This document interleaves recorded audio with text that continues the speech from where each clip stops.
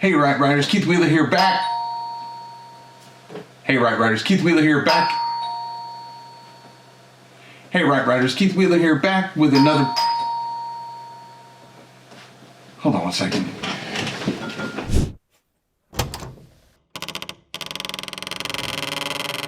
Billy? Hey, what's up, bro? Guess what? If you say chicken butt, I'm shutting the door in your face. Guess. What? Guess. Dude, I have no idea. What? Dude, guess. All right, I'm shutting the door. All right, party pooper. I wrote a book. Wow, I didn't know you could write. Rude. Really, man, I wrote a book, but I need your help. Here we go. What do you need? I got no clue what to put on the copyright page. All right, that I can help you with. Come on in, I'll show you how. But don't be annoying. Me? Annoying? Never.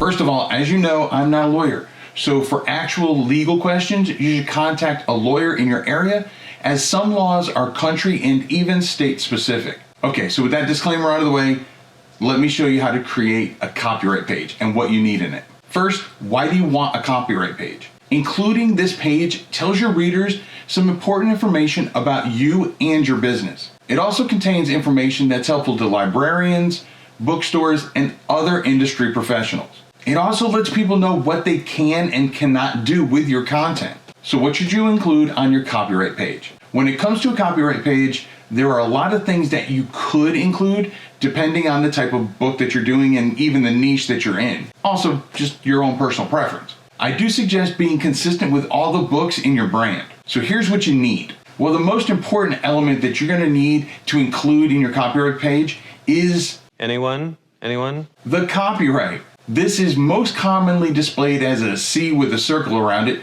but you can also put just the word copyright or copyrighted if you prefer. After the word or the copyright symbol, it'll be followed by the year it was first copyrighted and then who owns the copyright. Now, the owner could be you, it could be your business, it could be your publishing name, or if you went the traditional route, it'll be the publisher that bought the rights to your book. And to be honest, that's all that has to be on the copyright page. That said, there are a few things that you may want to include. Things like your Reservation of Rights, which is a big fancy word where you tell people what they can and can't do with your book. It usually starts with all rights reserved, blah, blah, blah. This part may differ a bit depending on your niche. So I usually suggest to my students to check out the top books in your niche and see what verbiage they use. That'll give you an idea of what your customers are used to seeing. Next, if you're writing a fiction book, you may want to include a blurb that all names and locations are fiction and are not meant to depict any real person or place, blah, blah, blah. I like to call this a fiction disclaimer. Now, there's a similar one for nonfiction. So if you've written a nonfiction book, then you'll want to include something along the lines of, the author and publisher have done their best to ensure all elements contained are accurate to the best of their ability. Something along those lines. Again, looking to see what disclaimers your competitors may be using can be extremely helpful. Are you paying attention? Rude!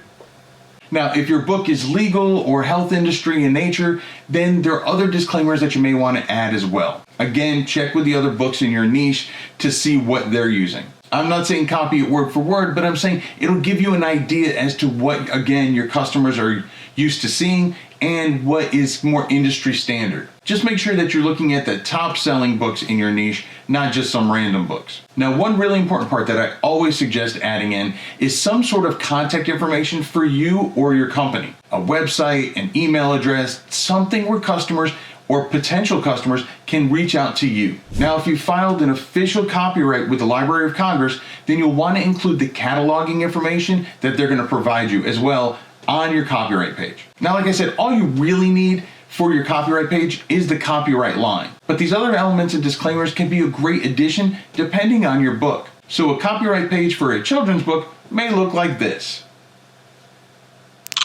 No, this is just an example. You'll need to put your own together just based on your book. Got him. Are you able to put siblings up for adoption? If you're glad he's gone like I am, hit that thumbs up button one time. But if you actually like that goofball, well then hit the thumbs up button 3 times. That'll let him know. Don't encourage him. Now, for those of you who find my brother funny, he says that this is his favorite video. I, on the other hand, prefer this one. Pick a video and I'll see you on the inside. And remember to write right. Rude.